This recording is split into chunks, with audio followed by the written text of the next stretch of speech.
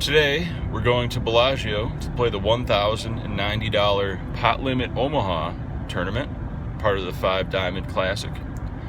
I'm really looking forward to this event as I feel I have a great edge in Pot Limit Omaha tournaments. I've had a great track record. The World Series of Poker offered a $560 re-entry Pot Limit Omaha tournament this year. Over 2,200 people entered. I was the Stone Cold final table bubble, 10th place. Pretty disappointing, but I've had other successes, bubbling the Legends of Poker 500 rebuy Pot Limit Omaha tournament, $6,000 min cash. I got $0. And I also bubbled the Win Poker Classic Pot Limit Omaha tournament for a small save that other people put up.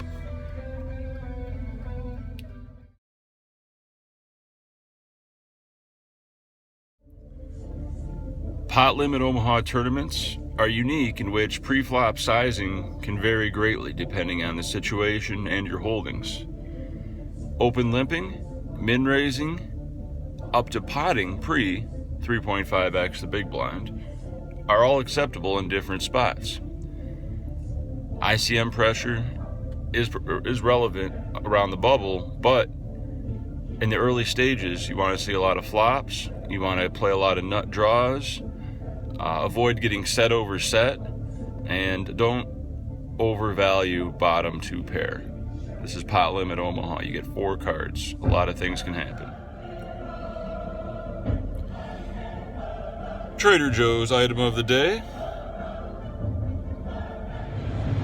We are registering on time. No late reg for us. We're hoping to get a great table draw full of old white men from the seniors event and or old women from the seniors event to really optimize our edge. In general, young white European males are the best at Pot Limit Omaha. So we're going to do our best to avoid those in table draws and in pots. We're looking to isolate the fish who don't have the intricacies of Pot Limit Omaha worked out and take advantage of their incompetence. It is a predatory game, but that's what poker is, so we have to make the best of every situation. Let's win this Pot Limit Omaha tournament.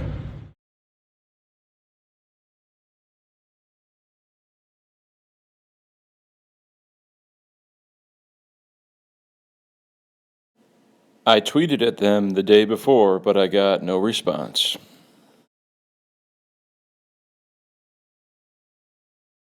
After much deliberation, we start with 30,000 in tournament chips.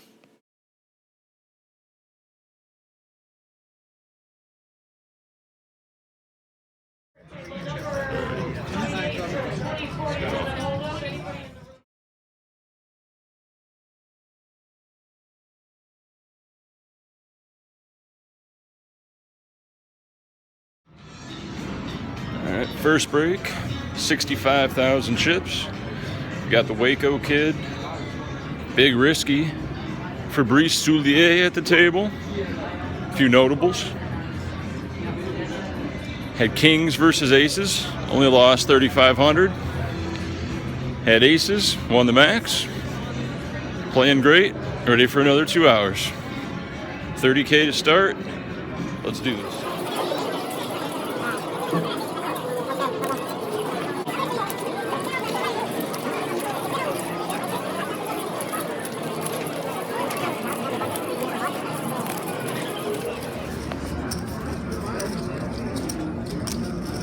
How's the show going today?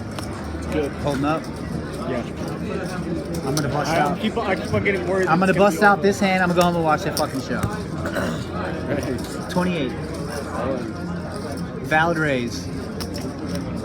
There's no all-in button like in No Limit Hold'em. It's so powerful. Give me like some. If you really want it, yeah, I get mean, it out. seriously. All your chips are out there, man. I play No Limit. I'm used to having the power of that damn button. We min re-raise to 4,600 to isolate. Psychological. Go ahead and flip it over.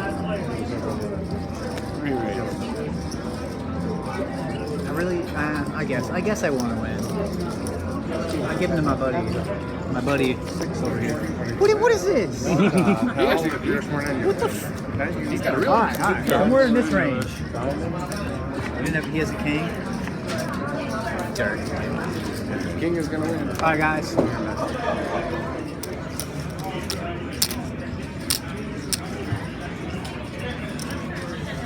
This is 10,000.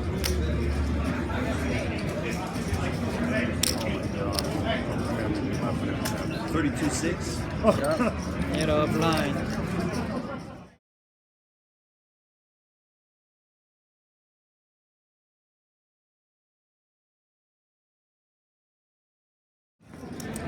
All right, 5-6.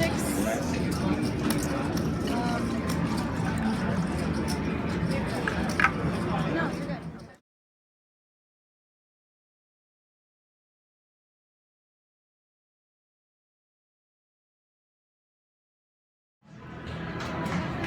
All right, on break. Blinds are about to be 2,000. I have about 240,000. Running well. Just busted Anthony Zeno, along with a few other Munsons. 12 pay. Over 100 entrants. I'm gonna win.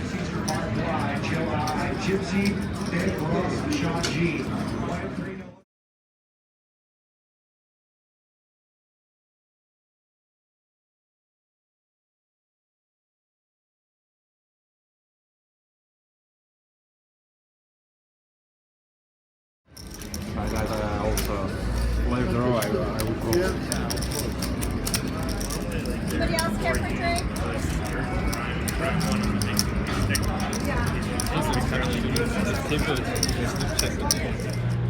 Card dead for the last 3 hours of the night. Bagged 126,000. 10 remain. It's 1 a.m. Have to be back here at 1 p.m.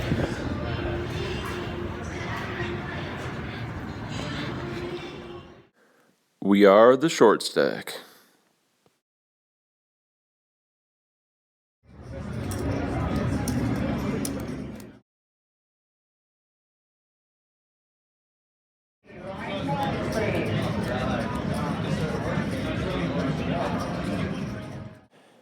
Very top heavy payouts.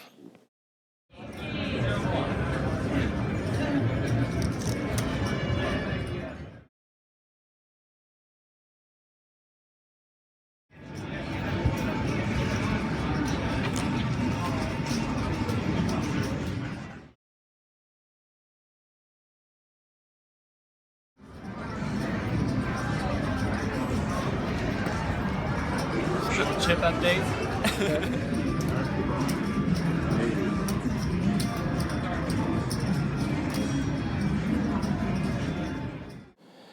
The biggest hand of the tourney is about to go down.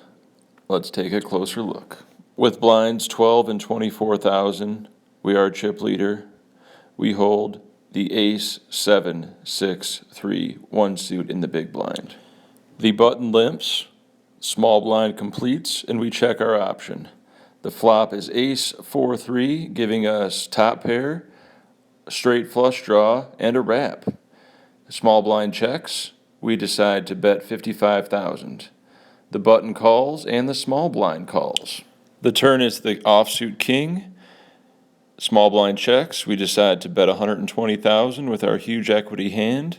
At this time, the button pots it to just under 600,000, and the small blind goes all in.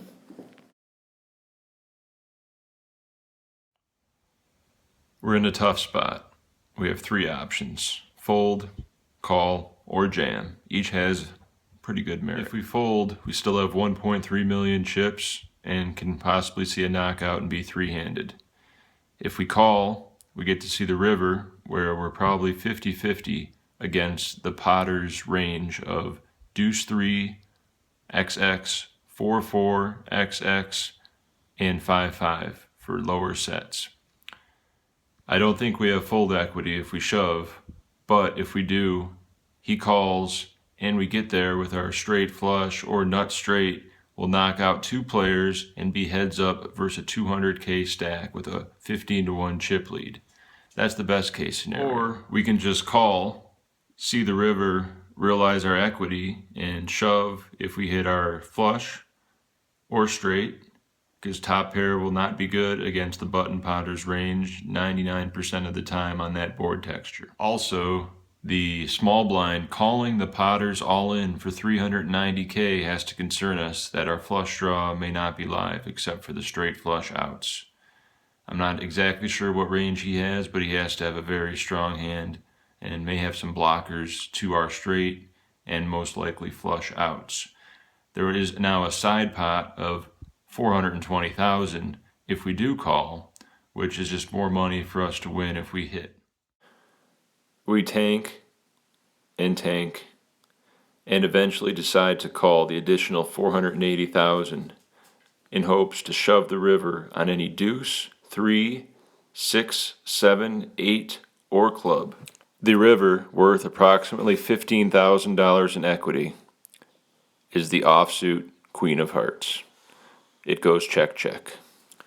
The button has the wheel, the small blind has top 2 with the flush draw.